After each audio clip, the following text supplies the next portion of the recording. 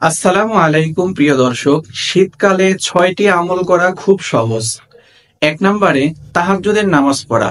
শীতকালে রাত অনেক বড় হয়, তাই আমরা ইচ্ছা করলেই এই রাতে আগে আগে ঘুমিয়ে শেষ রাতে একটু আগে উঠে তাহাজ্জুদের নামাজ পড়তে পারি। ২ নাম্বার নফল রোজা রাখা। শীতকালে দিনগুলো খুব ছোট হয়, এজন্য আমরা ইচ্ছা করলে শীতকালে নফল রোজা রাখতে পারি। এ সময় পানির পিপাসাও কম লাগে ঠান্ডা থাকার কারণে। তাই যাদের ভাঙতি রোজা আছে, কাজা রোজা আছে, বিশেষ করে মা বোনদের, তারা কাজা রোজাগুলো এই শীতে আদায় করে ফেলবো। এবং আমরা সবাই চেষ্টা করব মাসের ৩ দিন অর্থাৎ আইয়ামে বীজ ১৩, ১৪, ১৫ আরবি মাসের রোজা রাখা এবং সোমবার এবং বৃহস্পতিবার ও নবীজি রোজা রাখতেন। এ কারণে আমরা এই রোজাগুলো রাখতে পারি। ৩ নাম্বার রাত অনেক বড় হওয়াতে আমরা ইচ্ছা করলেই রাতের বেলা দীর্ঘ সময় কোরআন তেলাওয়াত করতে পারি, অথবা যারা কোরআন পড়তে পারি না তারা কোরআন শিখতে পারি এই শীতকালে।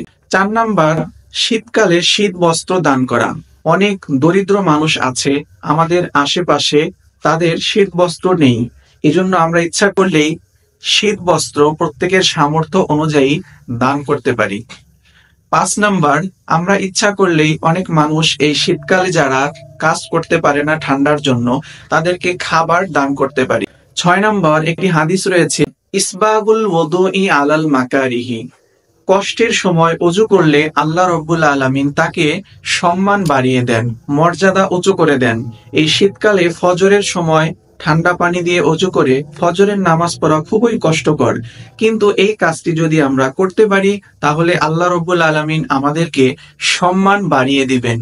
আসুন আমরা শীতকালে এই ৬টি আমল করি। আল্লাহ তাআলা আমাদের সবাইকে তৌফিক দান করুন।